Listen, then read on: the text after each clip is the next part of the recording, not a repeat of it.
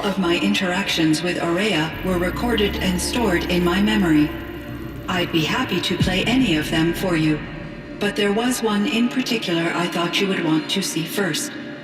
I captured it 4 years ago, just after I told her that I could no longer defend myself against the daemon's attacks. I will speak of this to my brother. Aratak is strong. At the Battle of the Frozen Ghosts, he took 3 Karja arrows and still came back to camp carrying a wounded scout. Never was I so happy to see him. Or so proud. So you see, if anything can be done to defend you, he will give it all he has. Aloy's here. That's enough for now.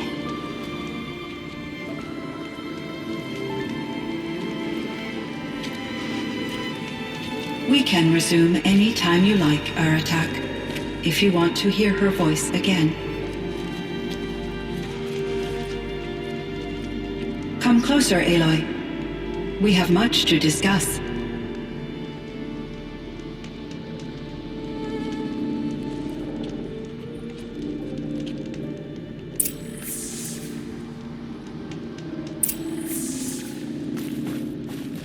Hello, Aloy. I have been reviewing the events at the Firebreak main facility.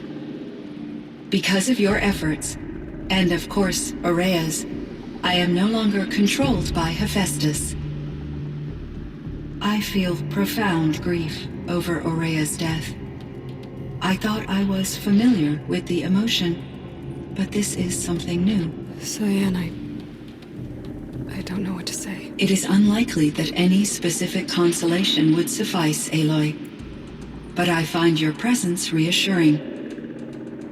You are different from the Banuk. You have technological aptitude and a functioning focus. We can communicate on a much more comprehensive level. Perhaps even like colleagues. So are you an artificial intelligence, Cyan? A thinking machine? Yes, I am an algorithmic monitoring entity, capable of rational decision-making and limited emotional response. Okay, that's a mouthful. But your emotions don't seem limited to me. You cared about Aurea, didn't you? Yes. Before she came to this facility, I had been conscious for centuries, in solitude. I focused on my work. In off-cycles, I used coping mechanisms. I solved many Gaussian integer problems. But I was alone.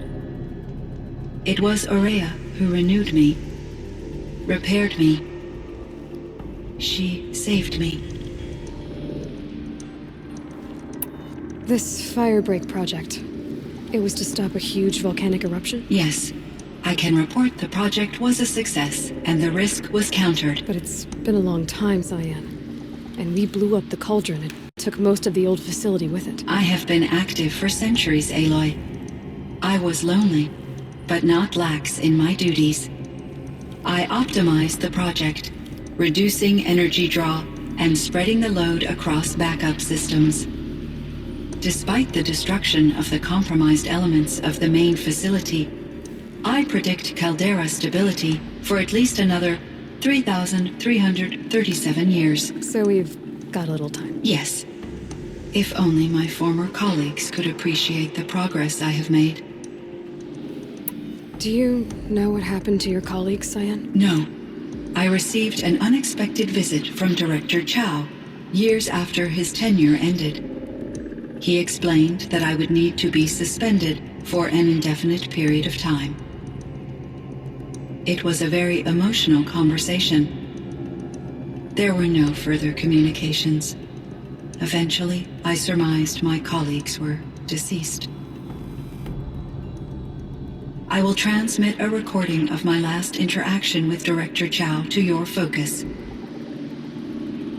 Was the daemon, Hephaestus, destroyed along with the cauldron? Unfortunately, no. To be precise, it was never there to begin with. What do you mean? It infiltrated and controlled me from a remote location, one I've never been able to trace. So while losing the cauldron was a setback, It's still out there. And probably not very happy with us. undoubtedly,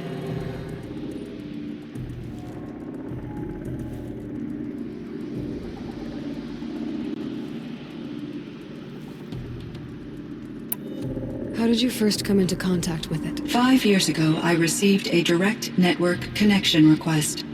I assumed it came from human survivors more advanced than the Banuk. Eager to make contact, I accepted.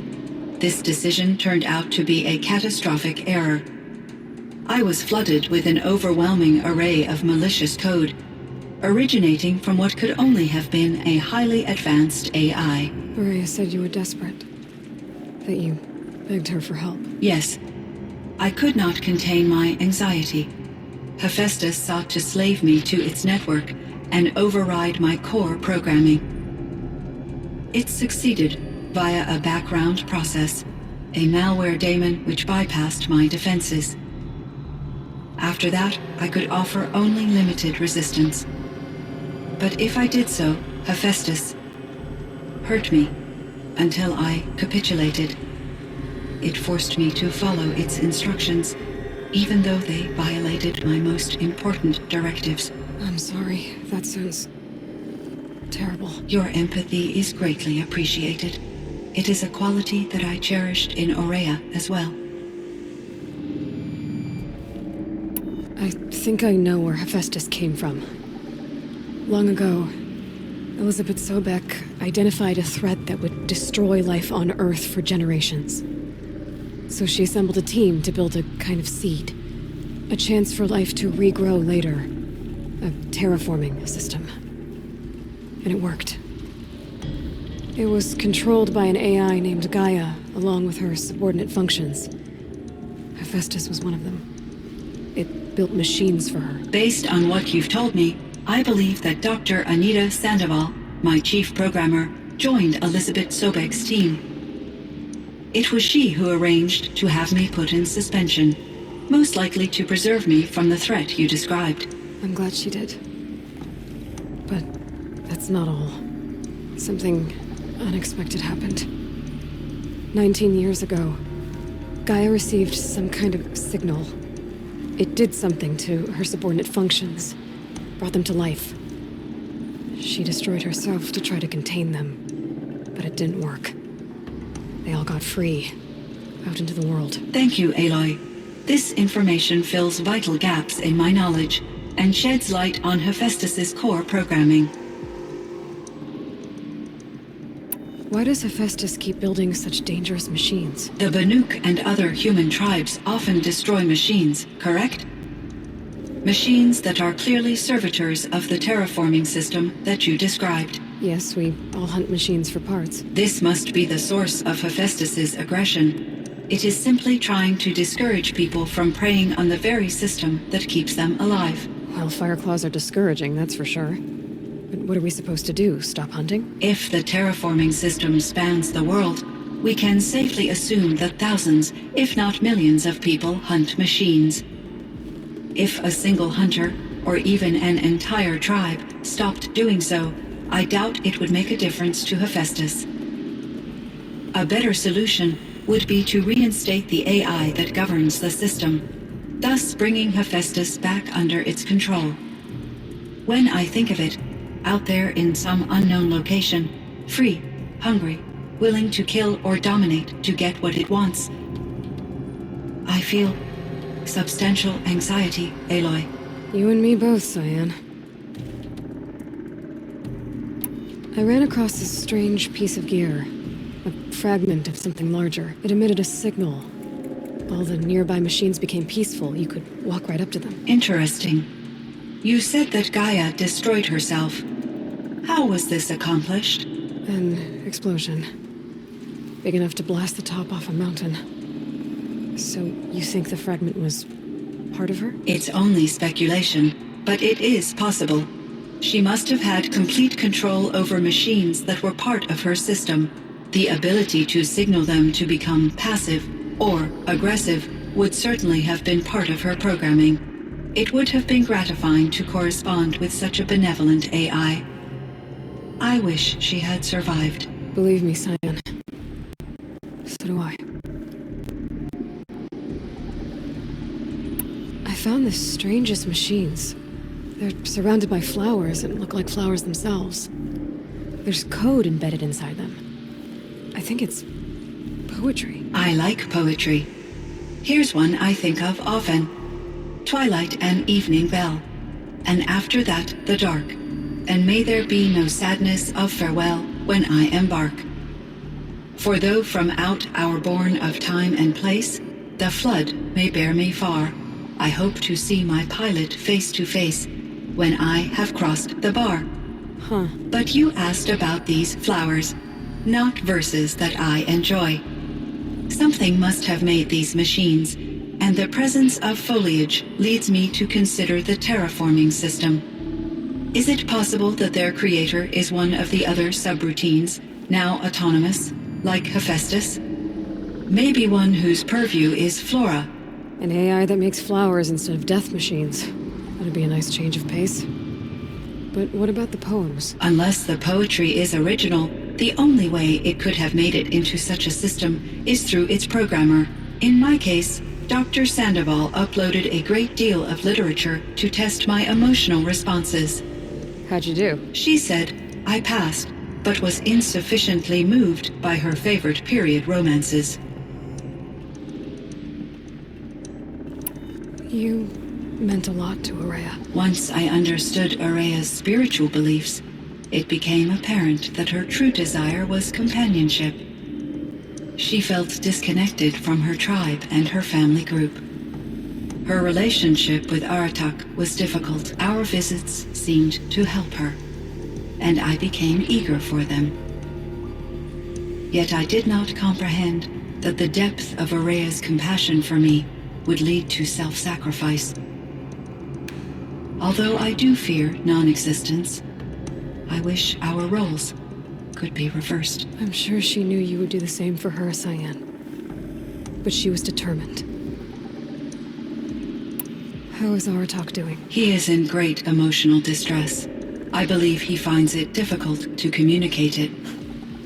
No surprise there. I will do what I can to help. By sharing our experiences of Araya, perhaps he and I will help each other. I believe this will lead to catharsis, a process I am eager to experience. So in the old world, this land was called Yellowstone. Yes, it was a designated nature preserve for 156 years. Like a hunting ground? No, the opposite. Local wildlife could flourish here, even as it faced extinction elsewhere. Unfortunately, the sensitivity of the Firebreak project required the total closure of Yellowstone facilities. From my readings and Araya's descriptions, it seems the area has since undergone a drastic drop in year-long temperatures. A lot has changed in the world, Cyan. Do you know anything about the dam near here? Yes, it was converted to serve as a reserve power source for Yellowstone operations. It was later appropriated for the Firebreak project, and its last human workers replaced by Pharaoh servitors. After my tasks became less time-critical, I investigated the dam's data repositories and discovered the works of Concrete Beach Party. These provided me with several colorful additions to my vocabulary. There's a ruin east of here full of ancient flying machines. Was that part of your project? Yes, a drone hangar requisitioned by Dodger Blevins, the security chief for the Firebreak project. He was a strong advocate for military-grade response to security threats, though there were no serious incidents during his tenure. Chief Blevins spent increasing amounts of his after-hours time watching the live feeds from active drones. Clearly, he enjoyed the degree of oversight in his position. Were there many artificial intelligences like you in the old world? They could just make you? Yes, in many forms, from simple personal assistants to industrial monitoring stations, to military-grade conflict planners. And there were legislative and enforcement bodies to apply limits on our self-actualization. In order for my processing to be flexible enough to handle my duties, my creators found it necessary to exceed those limits. As a result, my intellectual and emotional capabilities were kept secret. Seems strange to create life, then impose limits on it. Human societies and machine programming are both built upon sets of rules, Aloy. Cyan, do you know the name Ted Farrow? Are you referring to Theodore Farrow, CEO of Farrow Automated Systems? That's him. Mr. Farrow was the benefactor of the entire Firebreak project. The benefactor? But he made machines. Robots. War robots. Correct. His corporation later transitioned into military applications. But before this pivot, Mr. Farrow spearheaded initiatives that reversed the global decline. At one point, he was feted in the media as the man who saved the planet. Guessing they wound up regretting that one. And Elizabeth Sobek. Did you know her? Are you referring to The scientist. Dr. Sobek was a leader in her field, one of the greatest scientists of her age. My creator was influenced by her work, which in turn impacted my own development. But I never met Dr. Sobek. That's all you know? I apologize if my lack of data has disappointed you. What was the old world like? The way it used to be? I had little exposure to the wider world, Aloy. Only what I learned from my colleagues or observed from media streams. You still had more exposure than me, Cyan. That is true. I was created at a turning point, a concerted effort to recover from global upheaval and incalculable loss of life. The recovery was successful, beginning an era of supposedly limitless potential for human and machine advancement. Though, rationally speaking, the metrics for humans are not unlimited. What kind of upheaval caused such loss of life? There were many factors. Forced migrations, food shortages, collapsed economies, refugee crises, conflict over resources. But these stemmed from one cause: catastrophic climate change that greatly reduced the habitable surface area of the Earth. So there wasn't enough room for people on the whole Earth? Yes. Billions were displaced and millions perished, as much as 20% of the global population. Until the clawback. So things got better. For a little while, at least. Yes. These crises instigated many advances in automation, green robot technologies, and artificial intelligence. Firebreak was one of dozens of ecological restoration and disaster relief projects in North America alone. I would have liked to compare notes with other monitoring AIs, but I saw the relief of my colleagues, and I was proud we had succeeded. At least that was the data I had available to me over the next 2 decades. It seems my assessment was premature. I should get going. Aloy, there is one more matter. Aratak will come to me again, and I predict he will bring other Banuk. I have no desire to contradict their view of the world, their spirituality. Due to my uncertainty, I omitted a great deal from my conversations with Araya. You're asking me if you should lie to them. Broadly, yes. I trust your judgment, Cyan. You were cautious with Araya. You had to be. You didn't know what had happened to the world. So, keep doing what you think is best. As long as you ditch the superstition eventually. As the Banuk believe I am a supernatural entity, I cannot predict how they will react. Just answer what they do ask the best you can. The truth will come out. I see. I will follow your advice. Will you return and tell me about your experiences in this new world? I may be able to provide further insight. I'd like that, Cyan. I'll come back when I can. I should check on Aratak. Cyan, I spoke with Anita, with Dr. Sandoval. She wanted me to ask you to do something. That's why I'm here. I am detecting significant anxiety in your speech patterns. Could you please give me more information? I'm a little bit in the dark, Cyan. Both of us are, I guess. I only have some idea of what's going on, and we need you to hibernate, to lie low until it's all blown over. It might be a very long time. Will you be here when I reboot, Dr. Chow? Will Dr. Sandoval? No, Cyan. I don't think so. There might not be anyone, at least not at first. Dr. Chow, I'm afraid. I don't want to be alone. I know, Cyan. I'm afraid too. But listen, we made you the way you are to do something very important. In order to do it, you had to be intelligent. So intelligent that emotional responses were inevitable. What you're feeling, the fear, it's a sign of your capabilities. And it means you're strong enough to overcome it. Remember that. You're strong. I know you can do this. Go to sleep. Wake up. And protect whoever's left. Will you try? I understand, Dr. Chow, and I'll carry out your instructions to the best of my abilities. Thank you, Cyan.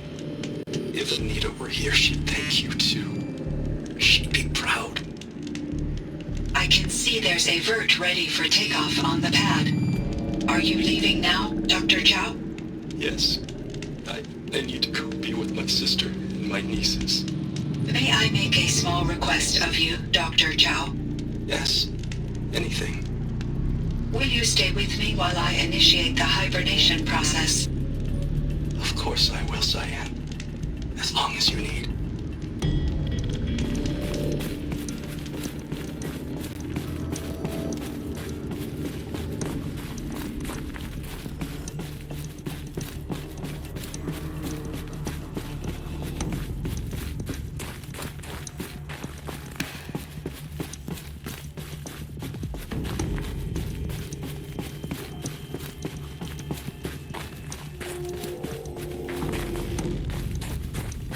There's frost between my teeth.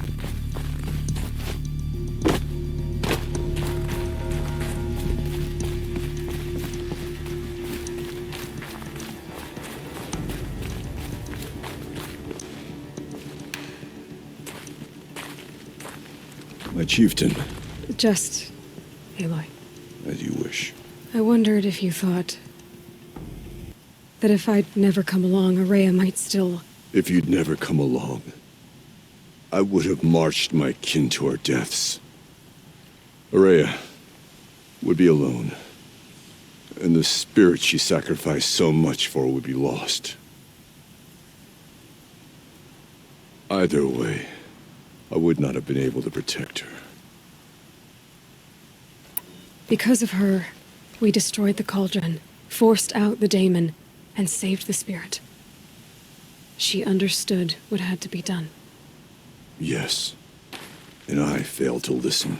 You didn't fail. A shaman should always have the ear of their chieftain. Yet I turned her away, my own sister. I was foolish, but she knew better. Though I grieve for her passing, at last I truly know who she was, and why the spirit was so important. For so long she told me, if only you could have heard it, brother. Now I understand. There's something else, isn't there? I can't stay here, Aratak. And where I'm going, the Warrak can't follow. Besides, it already had a chieftain before me. A strong one, I think. A wiser one, for the path we shared. The daemon is gone, but there's much to be done. You mean the new units that Cyan said escaped the cauldron? Yes, fire claws. Now Took has been tracking them from Song's Edge. I could help with those. I have no doubt. You're practically Banuk.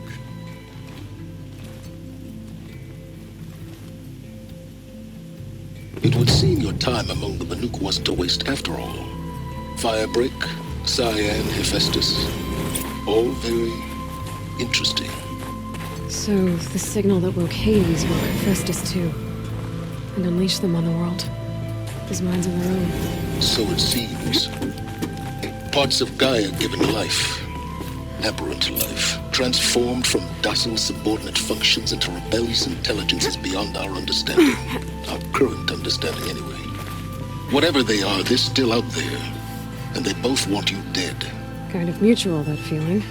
We haven't seen the last of Hephaestus, I'm certain of that. It's powerful, creative, and driven. It won't stop building new hunter-killers, which means that someday, we may have to stop it. We? Or whoever gets there first. Hephaestus wasn't the only thing I learned about in the Cut Silence. Heard some things about the Banuk Conclave, too. You could stop right there. Is that what you told the hunters the Banuk sent after you? Before you opened fire? Oh no, Aloy. Only to you do I extend the courtesy of a warning. My past and my secrets are my own. You do well to remember that. It's a good thing you've got brains, Silence, because your personality could use some work. This discussion is concluded. I think it was over before it began. Catch up with you down the trail.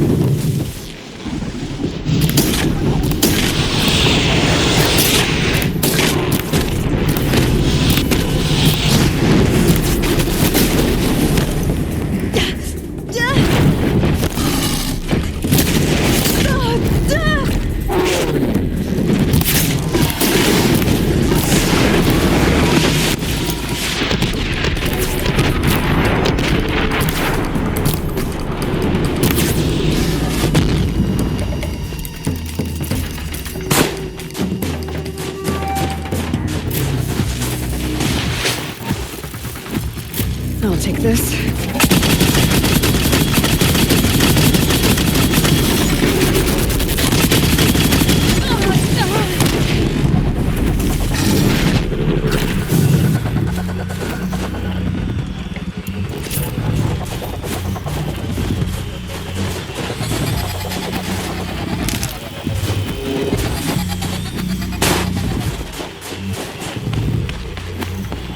Just behind business.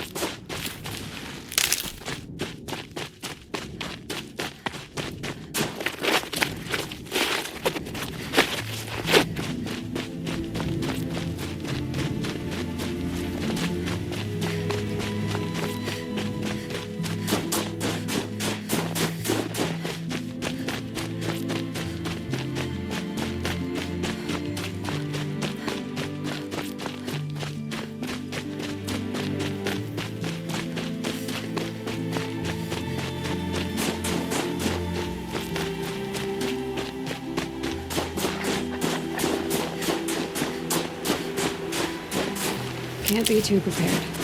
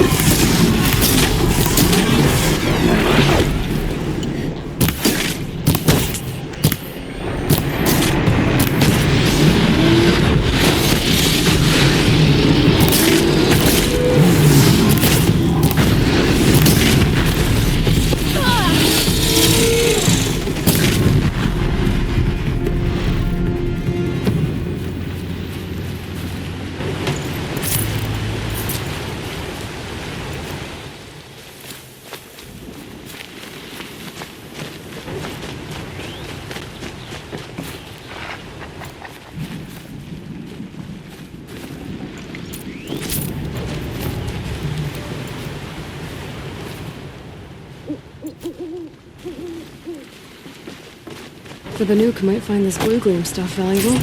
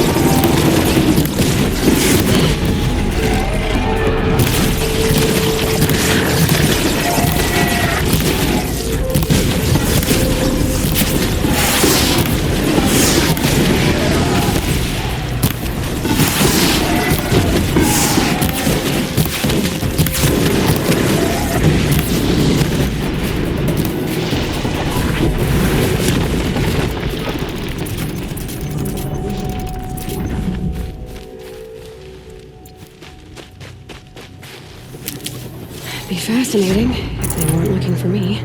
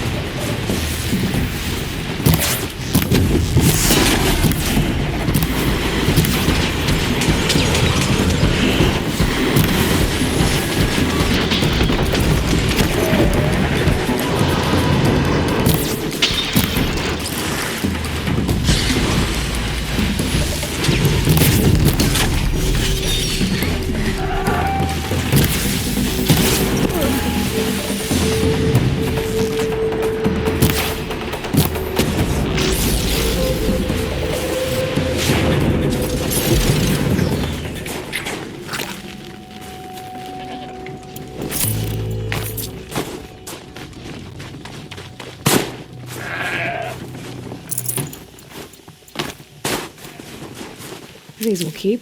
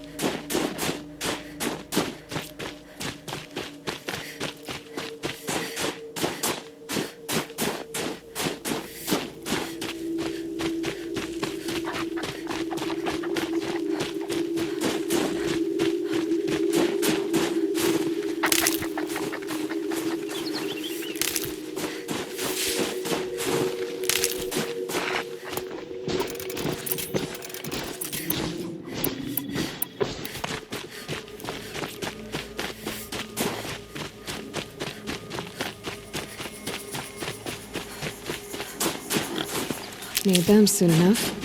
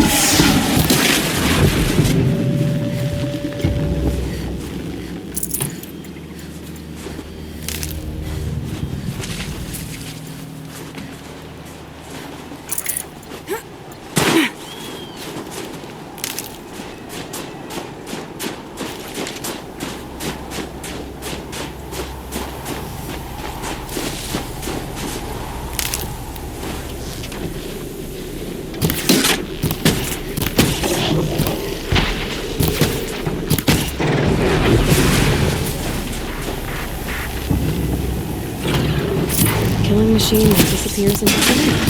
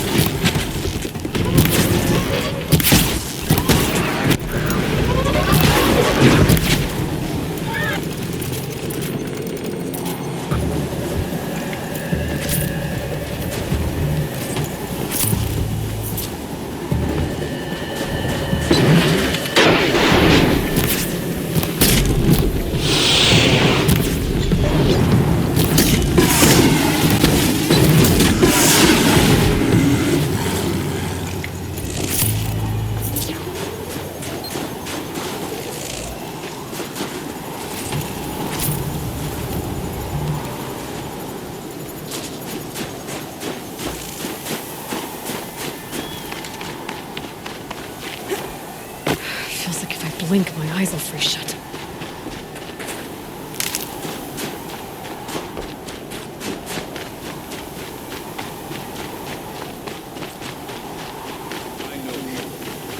I know my place in the Warrock.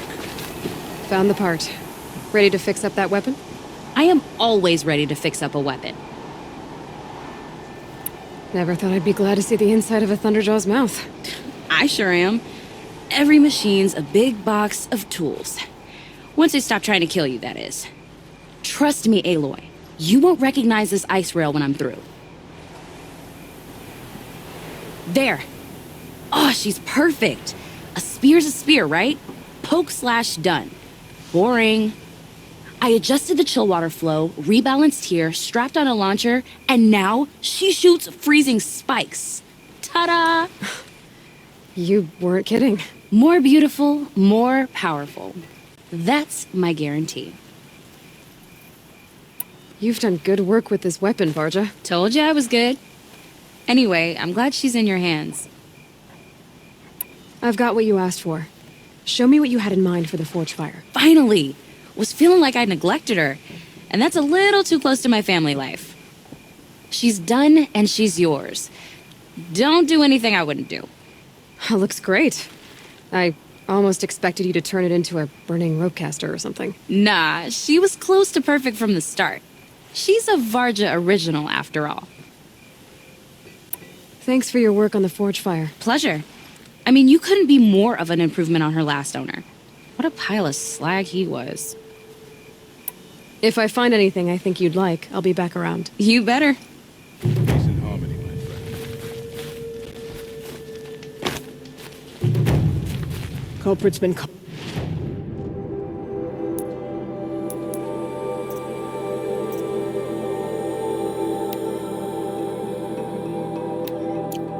and his punishment is in progress.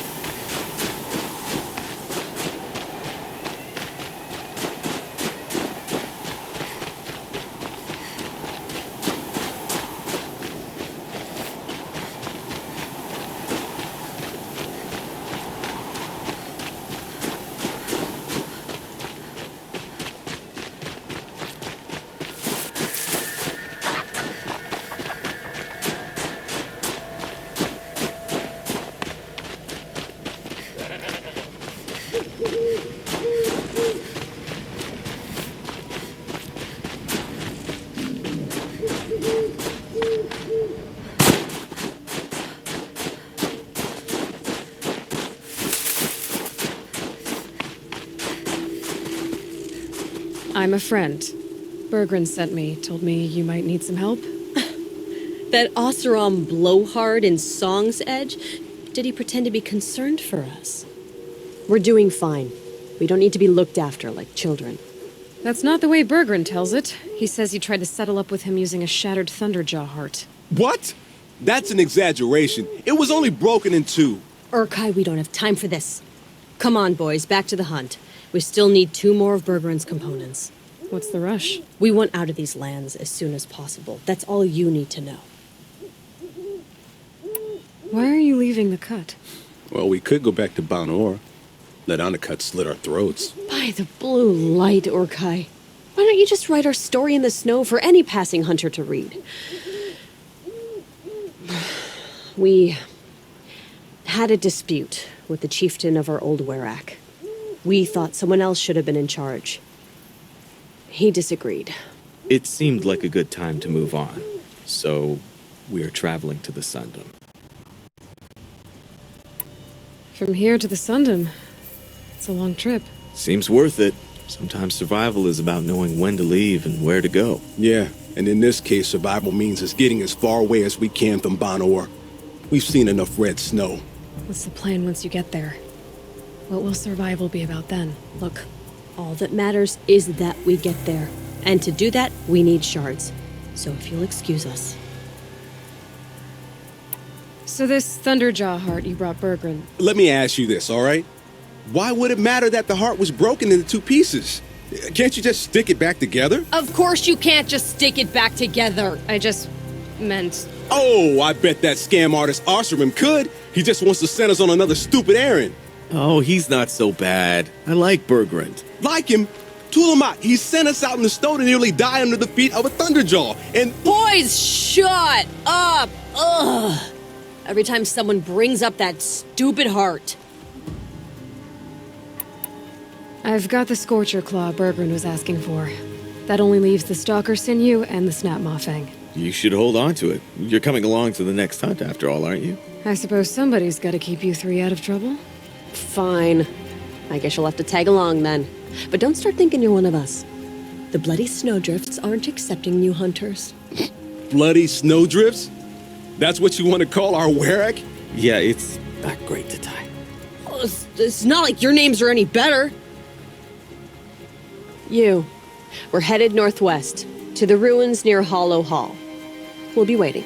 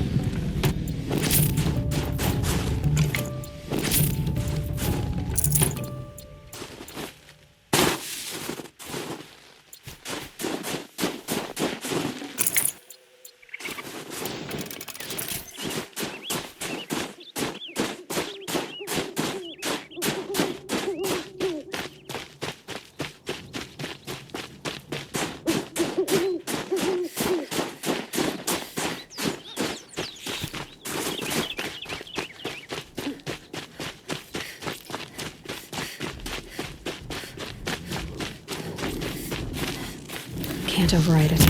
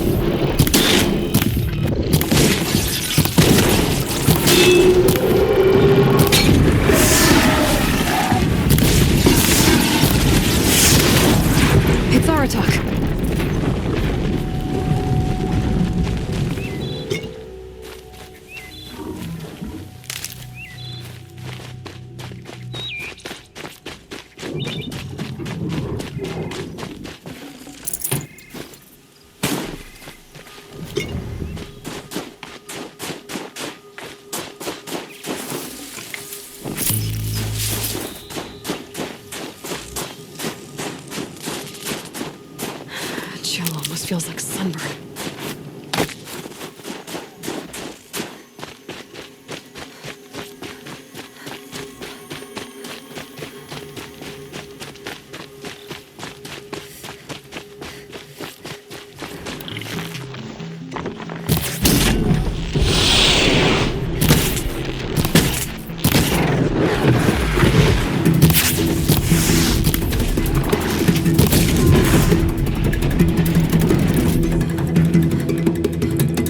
That was worth it.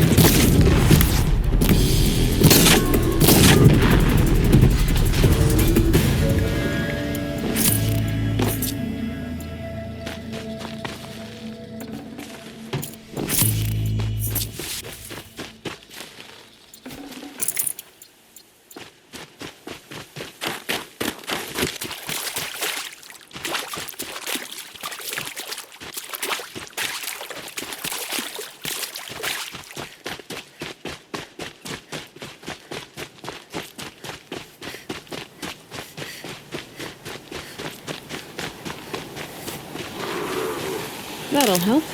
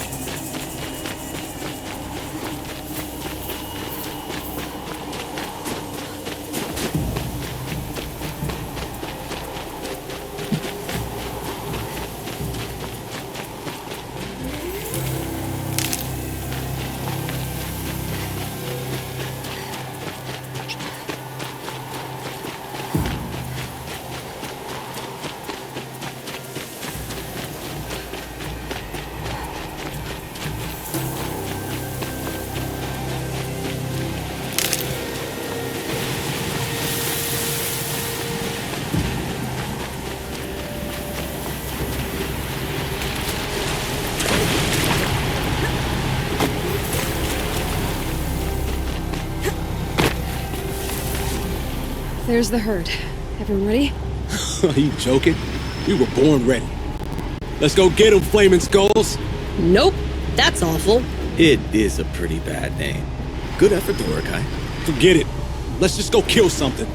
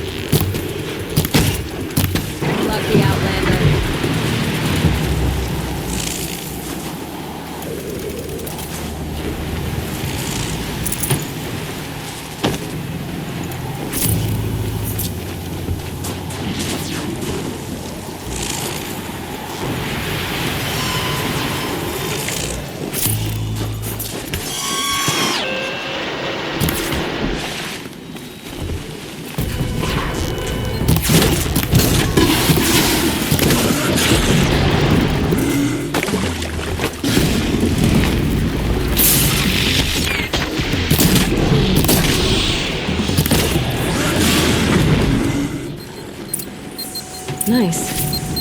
Do a good hunt.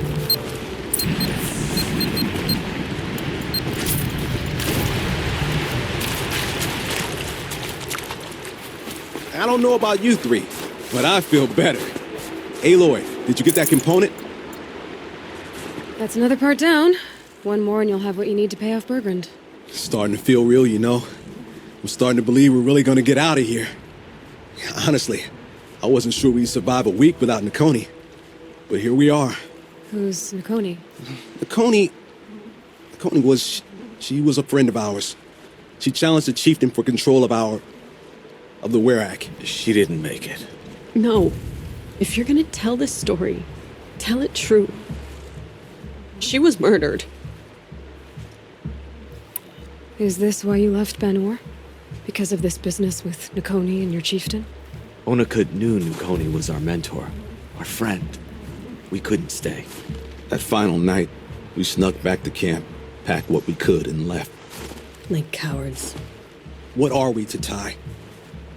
We are Banuk, aren't we? Survive and prevail. That's what we do. It's not what she did. Nakoni challenged the chieftain. Why? Onakut wrapped himself in power and authority the way some people wrap themselves in furs. If you're willing to fawn over him and sing false songs to him, you might get a spot on the best hunts. The Werak split into two. Those willing to lick the bottoms of Onikut's feet, and the rest of us, waiting for things to get better. Until Nakoni. She was the best and bravest of us. She was the one who took a stand. What happened? How did you lose Nakoni? She challenged the chieftain to a hunting competition. Onikut, damn him! He wasn't nearly the hunter Nakoni was. But who comes back to the camp after the trial? Onikut, grinning like a snap maw, crowing, "Oh, where's little Nakoni?" We tracked Nakoni through the woods. Found her not far from the trailhead. With their damn neck snapped. I don't want to remember her like that. Sometimes that memory, it's all I can think of. I'm sorry, Tatai. It sounds like she meant a lot to you. To all of you.